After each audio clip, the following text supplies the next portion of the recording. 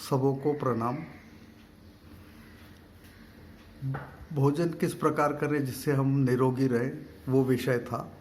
उस विषय में मैंने पिछली बार कुछ बताया है पहले के एपिसोड में। ये उसी का आगे का भाग है। हमारे शरीर में बहुत सारे अवयव दिए भगवान ने, और उन अवयवों को अच्छे से काम करें इसलिए उनके समय निर्धारित कर दिए। जैसे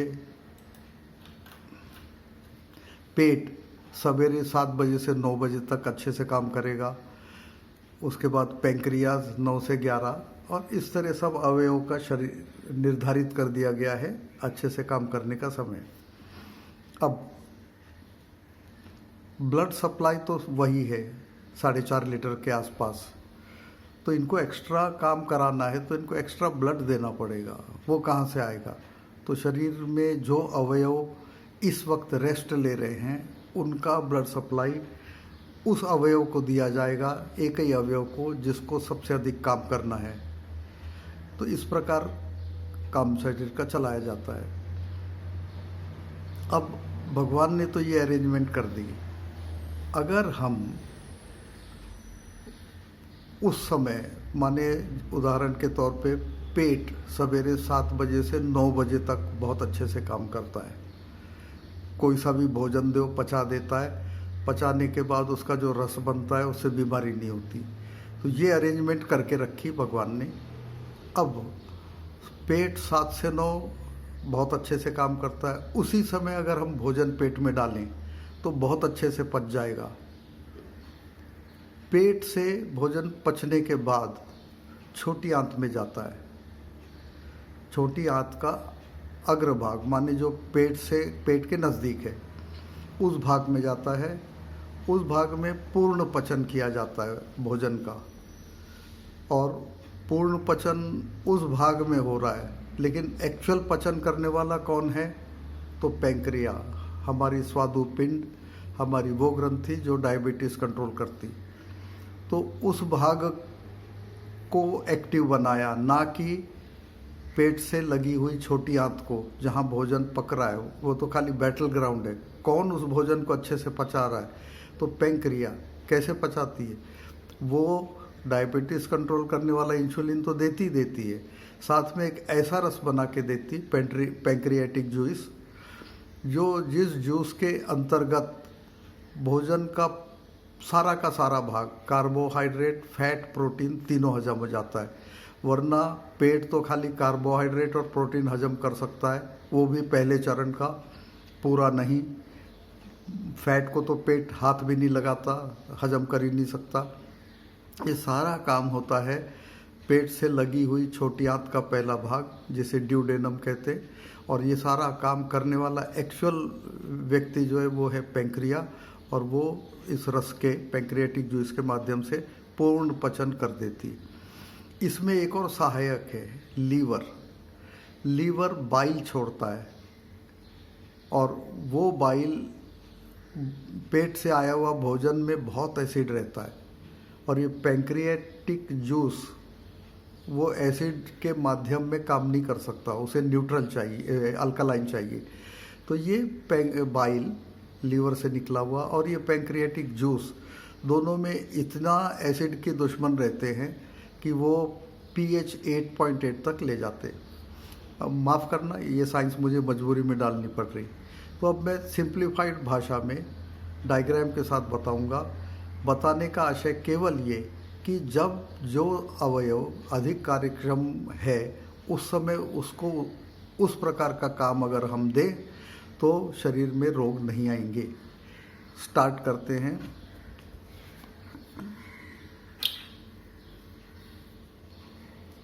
ये पेट पीले रंग का, और इस पेट में, ये पेट सवेरे 7 से 9 बहुत अच्छे से काम कर रहा है। इसी समय हम भोजन डाल दें तो ये बहुत अच्छे से पचा लेगा। इसका जो रस बनेगा बीमारी नहीं पैदा करेगा। यहाँ पचने के बाद ये इस भाग में आता है। ये छोटी आंत है, पूरी हरे रंग में, पूरी छोटी आंत। ये पेट से लगी हुई भाग, छोटी आंत का लगा हुआ भाग छोटा सा, इसे ड्यूडेनम कहते हैं, यही पूर्ण पचन होता है। इस पचन को करने में जो सहायक है ये लीवर है जो बाइल छोड़ता है, और ये नीले रंग में दिखाई है पैंक्रिया, वो पैंक्रियाटिक जूस छोड़ती है। दोनों इस छोटी आंत के अग्रभाग में आते हैं, ड्यूडेनम में, और वहाँ भोजन का पूर्ण पचन हो जाता है। तो पेट ने पचाया, पेट को 7 से 9 एक्टिव रखा। उसके बाद पैंक्रिया का काम है बहुत अच्छा रस बना के छोड़ना। तो इस भाग को ज़्यादा कार्यक्षम नहीं बनाया, पैंक्रिया को बनाया कि चलो भैया तुम बहुत अच्छा जूस दे दो। तो उस बेचारी ने 9 से 11 तक ये काम अपना अच्छे से बजा दिया। अब यहाँ पे भोजन पच के रस बन के पड़ा हुआ है। ये पड़ा हुआ रस यहाँ किसी काम का नहीं जब तक ये रक्त में ना जाए, और वो रक्त सिर से पैर तक सब कोशिकाओं को ना पहुँचाए। तो इस वक्त किसको एक्टिव किया है? हार्ट को, कि चलो भैया यहाँ पे पचा हुआ रस पड़ा है भोजन का, उस रस को तुम अपने में खींचो, और वो रस जाता है फिर ब्लड में। ब्लड में जाने के बाद वो पूरे शरीर को पहुँचता है। मगर लेकिन यहाँ से रक्त में तब जाएगा जब आप पानी पिएंगे, और वो पानी का समय होना चाहिए कम से कम 1.5 घंटा, और 1.5 घंटे बाद पिया हुआ पानी इस रस को डाइल्यूट कर देगा, पतला कर देगा, जिससे वो अच्छे से पहुंच जाए। अब यहाँ आपको शंका हो सकती कि जब पेट 2 घंटे काम कर रहा है 7 से 9, उसके बाद पैंक्रिया की ड्यूटी है 2 घंटा, तो भोजन के 4 घंटे बाद पानी मिलना चाहिए, 1.5 घंटे बाद क्यों दे रहे? तो कार्बोहाइड्रेट जो है, माने हमारा गेहूँ, चावल, ज्वार, बाजरा, ये सब पचने के बाद ग्लूकोज बनाते, और ये 1 से 1.5 घंटे में बहुत अच्छे से पच जाते। 1 घंटा इसका टाइम है मिनिमम कार्बोहाइड्रेट का पचने का। तो 1.5 घंटे में इनका पचन होके ग्लूकोज बन चुका है, और वो यहाँ से शोषित कर लिया जाएगा, और रक्त में जाके वो रक्त लीवर को जाएगा। लीवर उस एक्स्ट्रा ग्लूकोज को ग्लाइकोजन बना के स्टोर करके रख देगा, इसलिए ये 1.5 घंटे बाद का समय है। इसके बाद ये छोटी आंत एक्टिव होती है, जिसका काम है भोजन पच गया था, यहाँ पूर्ण पचन हो गया था, रक्त ने शोषित कर लिया था, और अब वो जो बचता है वो मल बचता है, उसकी प्रोसेसिंग करनी है, इसलिए काम छोटी आंत को देते हैं। और छोटी आंत 1 बजे से 3 बजे तक अच्छे से कार्य करती है। तो ये सब बताने की आशय सिर्फ एक है, ये नहीं कि आप इस थ्योरी को जानिए या याद रखिए, बिल्कुल नहीं। इतना ही है कि भाई सवेरे 7 से 9 इस पेट में भोजन डाल दीजिए, तो आगे के क्रम से एक्टिव होते जाएंगे अवयव, और वो आपके भोजन के रस को बढ़िया पचा के बढ़िया पूरे शरीर में पहुंचा देंगे। आप बीमार नहीं पड़ेंगे, ऊर्जावान रहेंगे। अब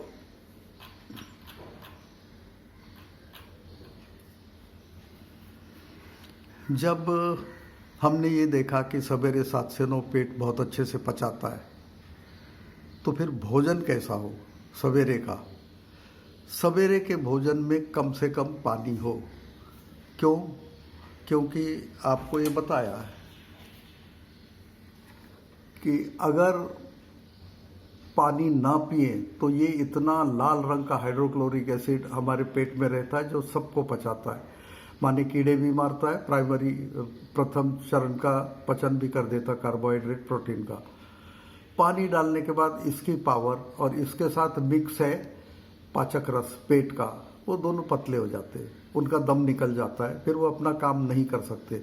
इसलिए सवेरे के भोजन में कम से कम पानी हो।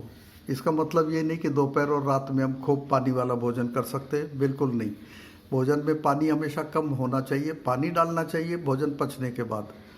तो सवेरे के भोजन में विशेषकर ये कहा गया है कि सबसे गरिष्ठ हैवी भोजन ले सकते हैं आप, और उस हैवी भोजन को पचाने के लिए आपको पाचक रस और हाइड्रोक्लोरिक एसिड को पतला नहीं करना है पानी पी के।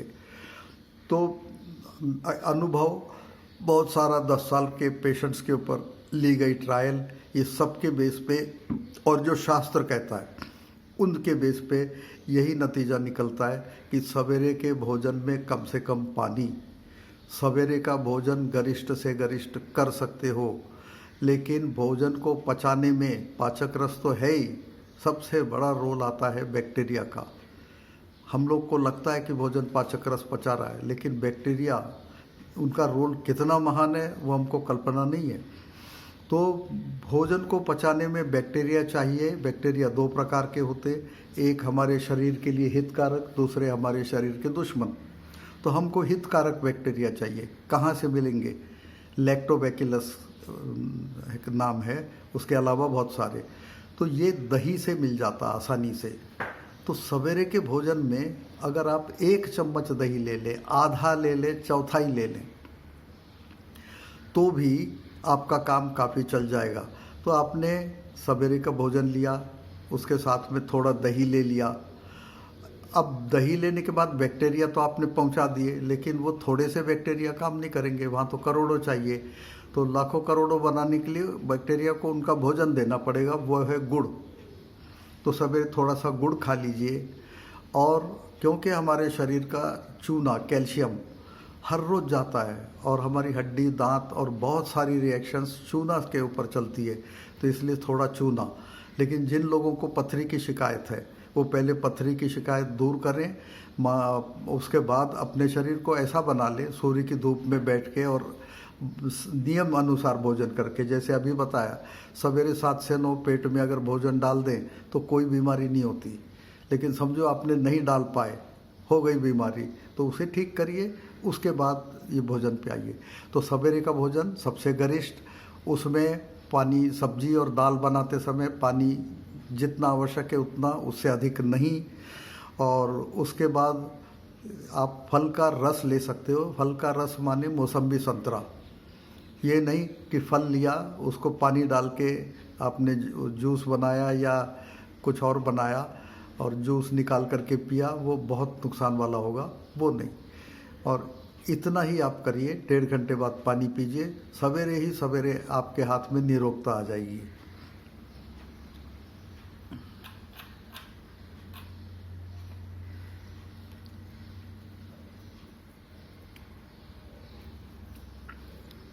कई लोगों को आदत है कि सवेरे सवेरे दूध पीते हैं, खास करके वृद्ध लोग। तो ये बता दें कि 2 साल दूध को हजम करने वाले एंजाइम 2 हैं, रेनिन, पेप्सिन। और दूध में जो प्रोटीन होता है उसे हजम करने के लिए बहुत ज़्यादा एसिड की आवश्यकता होती है। तो जैसी पेट में दूध हम डालते हैं, चाय के रूप में या दूध डायरेक्ट के रूप में, तो सबसे पहले काम पेट को करना पड़ता है कि वो एसिड की मात्रा बढ़ा देता है, माने ज़्यादा एसिड बना देता है। अब आपने सवेरे दूध पिया और सवेरे ही सवेरे आपको फील होता है कि भाई पेट में एसिडिटी लग रही, जलन लग रही, अनईजीनेस है, फ्लैटुलेंस है, पेट फूलता है वगैरह वगैरह। तो ये क्यों होता है? क्योंकि छोटे बच्चे को, जो नवजात है, वो दिन में 10 बार भी दूध पी ले तो उसे इस प्रकार की कोई समस्या नहीं आती, क्योंकि उसके पेट में रेनिन और पेप्सिन 2 साल की उम्र तक खूब रहता है। वो जितने बार दूध पी ले उतने बार हजम। लेकिन जैसी 2 साल की उम्र, हम 2 साल से बढ़ते जाते हैं, जवान हो गए, बुढ़ापे में आ गए, तैसे तैसे ये पाचक रस कम होते जाता है और बुढ़ापे में तो ये 10-15% ही रह जाता है। और आश्चर्य की बात ये कि वृद्ध लोग को ही सवेरे सवेरे दूध पिलाया जाता है। वो पसंद भी नहीं करते, उनको समझ आ जाता है, कईयों को समझ नहीं आता है कि हमको पेट में अनईजीनेस क्यों लग रहा, गड़बड़ी क्यों लग रही, तो सवेरे दूध ना पिया जाए। उसके बाद दूध भैंस का कभी ना लें। भैंस का दूध बहुत भारी होता है पचने में, पहले ही दूध के प्रोटीन को पचाना मुश्किल होता है, उसमें भैंस के दूध का प्रोटीन और हैवी हो जाता है। और भैंस के दूध से शरीर की वृद्धि अच्छी होती, लेकिन बुद्धि का विकास गाय के दूध से होता, तो गाय का दूध पिया जाए। इसी प्रकार सवेरे के भोजन के विषय में ये भी बोल दूं कि चक्की में मोटा पिसा हुआ आटा अगर आप लेंगे और छिलके वाली दाल, तो ये कब्ज की समस्या भी सवेरे ही सवेरे निकल जाएगी। मोटा पिसा आटा, छिलके वाली दाल हार्ट पेशेंट्स के लिए भी काफ़ी अच्छा है, आसानी से पचता है, कॉन्स्टिपेशन नहीं करता है, जिससे जोर नहीं लगाना पड़ता है टट्टी निकालने में, जिससे हार्ट अटैक की संभावना बहुत कम हो जाती। तो ये हुआ सवेरे का पहला भोजन। अब दोपहर के भोजन में आते हैं। शरीर ने व्यवस्था तो करी है सूर्य घड़ी के अनुसार भोजन खाने की, मतलब सवेरे सूर्योदय है भोजन खाइए, सूर्यास्त होने जा रहा भोजन लीजिए, बीच में मत लीजिए। लेकिन बीच में भी हम लोगों को भूख लगती है तो क्या करना चाहिए? तो बिल्कुल लेना चाहिए। क्यों भूख लगती है? तो उसके लिए ये देखें कि सवेरे सवेरे आपने भोजन किया, उदाहरण खाली एक कॉन्स्टिट्यूएंट का दूंगा, भोजन किया, उसका ग्लूकोज बना और ग्लूकोज बन के रक्त में गया और रक्त से पूरे शरीर को पहुंचाया गया। तो रक्त जाता है सिर से पैर तक, हर अवयव को बोलता है भैया ग्लूकोज ले लो, क्योंकि ग्लूकोज ही तुम्हारा ईंधन है। जैसे कार की पेट्रोल का ईंधन पेट्रोल है, बिना पेट्रोल चलेगी नहीं कार, उस तरह कोशिकाओं का ईंधन ग्लूकोज है, बिना ग्लूकोज के कोशिकाएं चलेंगी नहीं। तो कोशिकाएं ले लेती है क्योंकि रात भर उनने काम किया है। अब सवेरे के बाद दोपहर को आपने फिर भोजन किया लेकिन मेहनत नहीं करी, माने सवेरे वाले भोजन का जो ग्लूकोज बना उसे पूर्ण इस्तेमाल नहीं किया, बैंक बैलेंस ज़ीरो नहीं किया और फिर दोपहर को खा लिया, तो ये तो नुकसान करेगा करेगा और करेगा ही। इसलिए दोपहर को सिर्फ इसलिए ना खाएं क्योंकि हमारी आदत बन गई है, हमने अंग्रेज़ों का अनुकरण किया है, तो इसलिए हमारा लंच हो दोपहर को भी हो, वो ना करके भूख अगर जेन्युइन लगती है वो भी कब, जब आपने ये जान लिया है कि आपने काफ़ी मेहनत करी, सवेरे भोजन लेने के बाद वो पच गया है, अभी मुझे थोड़ी कमजोरी या तेज़ भूख लग रही है, तो दोपहर का भोजन ले लीजिए। क्योंकि दोपहर को हम पित्त प्रधान रहते हैं, इसलिए दोपहर का भोजन फटाफट पचने वाला हो, दाल चावल या हल्की ताज़ी रोटी, पराठा पूड़ी नहीं, और हल्की सब्जी कम तेल मसाले की, ये चल जाएगा। और इसके बाद शाम का भोजन के बारे में बोलूं तो पहले तो ये बता दें कि शाम का भोजन सूर्यास्त के पहले ही पेट में पड़ना चाहिए और वो भोजन भी गरिष्ठ ना हो, माने सबसे गरिष्ठ भोजन सवेरे, उसके बाद के भोजन हल्के हल्के भोजन माने कम तेल मसाले के और तले हुए नहीं, ये भोजन हो। दोपहर को सवेरे बताया दही ले लो, अमृत है, दोपहर के भोजन में छाछ ले लीजिए, अमृत है। शाम को ना दूध ना छाछ और ना दही, शाम को माने शाम के भोजन के 2 घंटे बाद सोते समय दूध ले सकते, वो पच जाएगा। ये हुई बात भोजन की ब्रीफ में, इससे ज़्यादा डिटेल में जाना नहीं है। एक चीज़ ज़रूर जान सकते कि शाम को 7 से 9 पेट रेस्ट लेता है, आराम कर रहा है। पेट आराम शुरू कर दे उसके पहले, माने सूर्यास्त के पास 5:30 बजे तक भोजन पेट में पहुंचा दें तो 1.5 घंटा उसको मिल जाएगा पचने को, और वो पेट ने पचा दिया तो उसके बाद अगर पेट रेस्ट भी लेता है तो हमारा नुकसान नहीं। लेकिन हम अक्सर 7 बजे शाम का भोजन करते और वो भोजन तब पेट में डालते हैं जब पेट रेस्ट ले रहा है। ये उसी प्रकार है मानो आप नींद में हैं और आपको उठा करके काम दिया जाए तो आपकी एफिशिएंसी पूरी नहीं रहेगी। उसी प्रकार पेट को जब वो आराम ले रहा है उस समय भोजन दिया जाता है। तो ये ना करें, कोशिश करें 5:30 बजे के आसपास भोजन कर लें। अगर किसी कारणवश आपको लेट हो जाता है, 7 बज जाते हैं जब पेट रेस्ट में गया है, तो आधा पेट भोजन करें, लोड उठा लेगा पेट। 9 बजे के बाद भोजन करने की नौबत आती है, चौथाई पेट भोजन करें। 9 के बाद 10-11 बजे भी भोजन करने वाले लोग हैं, वो केवल दूध पी के सो जाएं, और 11 के बाद तो सिर्फ पानी पी के ही सो सकते, खा नहीं सकते। लेकिन वे लोग जो बहुत कड़ी मेहनत करते हैं, जो सवेरे से खाया हुआ अन्न पूरा पचा डालते हैं और यूज़ भी कर लेते हैं, मजदूर हैं, अन्य लोग हैं मेहनत करने वाले, उनके लिए ये कानून कुछ अंश में रिलैक्स किया जा सकता है। वो पेट के रेस्ट लेने का टाइम 7 से 9 है शाम का, उसके बाद किया हुआ भोजन कर सकते हैं, लेकिन कंडीशन क्या है?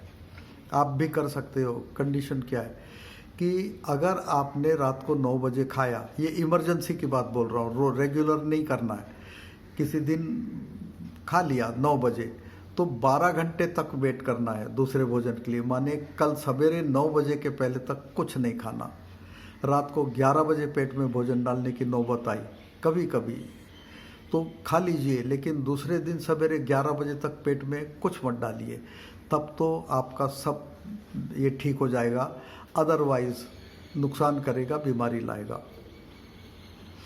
अब ये देखते हैं हम कि पेट में भोजन पच गया, उसके बाद क्या होता है। तो उसके बाद आता है मल निष्कासन का। ये पेट है, ये हमारी अन्न नलिका, ये पेट, ये छोटी आंत का शुरुआती भाग जहाँ जो सबसे इम्पोर्टेंट है, ड्यूडेनम, जहाँ पूर्ण पचन होता है। उसके बाद ये अंदर छोटी आंत, और छोटी आंत खुलती बड़ी आंत में, और ये फिर मल ऊपर चढ़ता है, पैरेलल जाता है, नीचे आता है, यहाँ से बाहर आ जाता है। तो अब इस पेट में पचने के बाद क्या क्या बचता है? तो बिना चबाए टुकड़े भोजन के जो हजम नहीं हुए, उसके बाद कुछ सब्जी फल के छिलके, कुछ बीज और कुछ पचा हुआ अन्न यहाँ आ गया। यहाँ से सिर्फ सोल्यूबल पार्ट ब्लड में गया। पानी पिया था हमने तो ब्लड में चला गया। कौन सा पार्ट गया? रस गया। और कचरा जो है वो यहीं रह गया, वो ब्लड में नहीं जाता है। तो वो कहाँ जाएगा? तो छोटी आंत में ही जाएगा। और छोटी आंत में जाते जाते वो जैसे जैसे आगे जाता है वो मल बनते जाता है, और वो पूरा मल बन गया तो बड़ी आंत में घुस गया। इधर से देखिए आप, बड़ी आंत, फिर वो मल ऊपर चढ़ा, पैरेलली गया और बाहर आ गया। अब यहाँ से यहाँ तक लाने को मल को कोई पंप नहीं है, इसे अपने आप आना है। और इसलिए आपकी जो मल निष्कासन संस्था है वो कितनी ऊंची चाहिए। और ये काम करने में 2 सहायक हैं, एक है मसल्स, एक है आपकी नर्व, और ये इलेक्ट्रिकल इम्पल्स से चलने वाली चीज़। अब कैसे ये सब काम होता है? तो एक बहुत इम्पोर्टेंट बात है, अगर आपने रात में भोजन किया तो 6 बजे ख़त्म कर दिया है भोजन, 9 बजे पेट से वो भोजन पूरा निकल के छोटी आंत में चला गया है, तो 9 बजे पेट आपका पूरा खाली है। जब पेट पूरा खाली हो उस समय ये मल को पेट से मल द्वार तक ले जाने की क्रिया चालू होती। इसे कहते हैं मायो इलेक्ट्रिक कॉम्प्लेक्स, माइग्रेटरी कॉम्प्लेक्स। ये कब शुरू होगी? जब पेट खाली हो।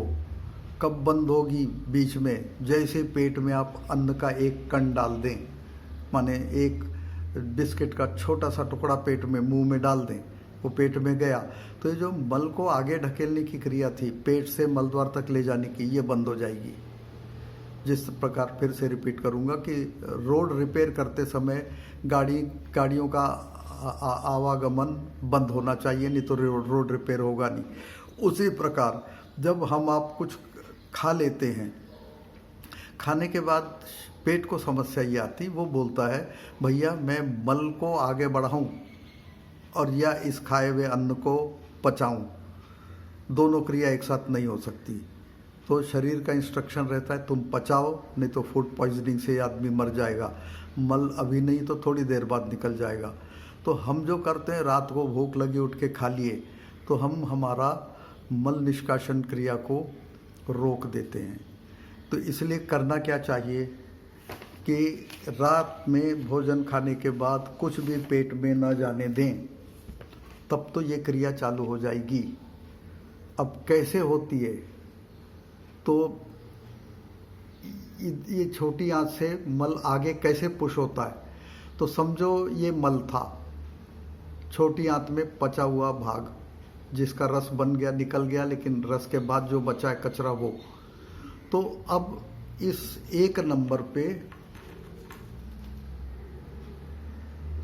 इस एक नंबर वाले भाग में, छोटी आंत का भाग है, दिखाया गया है, समझ आए इसलिए, उसके थोड़ा पहले ये पिंच होगा, ऐसा दबाया जाएगा। तो जब ये एरो दिखाए, जब यहाँ पे दबता है तो मल आगे सरक गया, अभी एक नंबर में आ गया। अब ये एक नंबर में आने के बाद ये वाला भाग प्रेस होगा तो और आगे बढ़ेगा, फिर ये वाला भाग प्रेस होगा तो और आगे बढ़ेगा। इस तरह इसे पेरिस्टालसिस कहते हैं। इस पेरिस्टालसिस मूवमेंट से ये मल देखिए पहले एक नंबर पे था, यहाँ पे अब 2 नंबर पे आ गया, 2 नंबर खाली, 3 नंबर पे आ गया, 3 नंबर खाली, और आगे बढ़ गया 4 नंबर, और इस तरह वो पेट से लेकर के और मल द्वार तक कचरा माने टट्टी पहुंचाई जाती है, जिसे मल कहते हैं। ये मल क्या होता है, तो पचने के बाद, रस निकल जाने के बाद बचा हुआ भाग, उसमें आप शायद भरोसा ना करें, 125-150 ग्राम बैक्टीरिया, उनके मृत शरीर, आपके हर भोजन को पचने के लिए 100-150 ग्राम बैक्टीरिया मर जाते हैं, अपनी जान दे देते, और तब आपका भोजन पचता है। और इसीलिए मैंने बोला कि सवेरे के भोजन में थोड़ा दही खाइए, थोड़ा गुड़ खाइए, थोड़ा चूना खाइए, ताकि वो बैक्टीरिया को उनका भोजन मिले, उनकी संख्या बढ़े तो वो अच्छे से आपके भोजन को हजम करेंगे। तो ये सारे मृत शरीर बैक्टीरिया के छिलके विलके ये सब मल बन के आगे निकलते हैं, और आगे निकलने के बाद ये जो चीज़ होती, ये मल, ये उस समय पतला रहता है, जैसे बेसन भजिया बनाते समय बेसन की कंसिस्टेंसी होती है उस प्रकार, उतना पतला। अगर ऐसा पतला मल आगे रख छोड़ते जाएं तो हमारे लेटरिन के रास्ते से बाहर निकल जाएगा, कंट्रोल नहीं रहेगा। तो इस मल में बहुत सारी चीज़ें हैं। तो ये मल जब छोटी आंत में आता है तब तक तो इसका शोषण नहीं होता, लेकिन जैसी बड़ी आंत में आ जाता है तो इसी मल में से विटामिन के, विटामिन B12, बहुत सारे मिनरल्स, बहुत सारी वस्तुएं ये शोषित कर ली जाती, और शोषित करके इसे वापस सर्कुलेशन में ला दिया जाता। और सबसे इम्पोर्टेंट है, उसमें अधिक पानी हो तो वो अधिक पानी को भी इसी बड़ी आंत में शोषण कर लिया जाएगा। माने ये सारा शोषण, ये छोटी आंत में तो पच के आया था, लेकिन शोषण की क्रिया इधर से चालू होती, और यहाँ तक शोषण होता है, यही पतला मल गाढ़ा बनता है, और ये गाढ़ा मल इसी प्रोसेस द्वारा सरकाया जाता है आगे, और तब ये ऊपर चढ़ता है। यहाँ कोई पंप नहीं, यह क्रिया अगर ना हो तो ये आगे भी ना जाए। इस वजह से आपको ये जो मायो इलेक्ट्रिक कॉम्प्लेक्स है, मल निष्कासन की क्रिया, हाउसकीपिंग की क्रिया, उसको करते समय शरीर में कुछ भी भोजन पेट में ना डालें। और ये क्रिया, इसका अभी शायद समय हो रहा है, मोबाइल कट जाएगा, तो इसका बचा हुआ भाग मैं आगे बोलूँगा, ये इम्पोर्टेंट है। इससे ये होगा कि हम अगर ये 2 जगह सतर्क हो गए, पेट में भोजन कब डालना और भोजन डालने के बाद घड़ी घड़ी नहीं खाना, तो उससे ये मायो इलेक्ट्रिक कॉम्प्लेक्स अच्छा हो जाएगा। प्रणाम।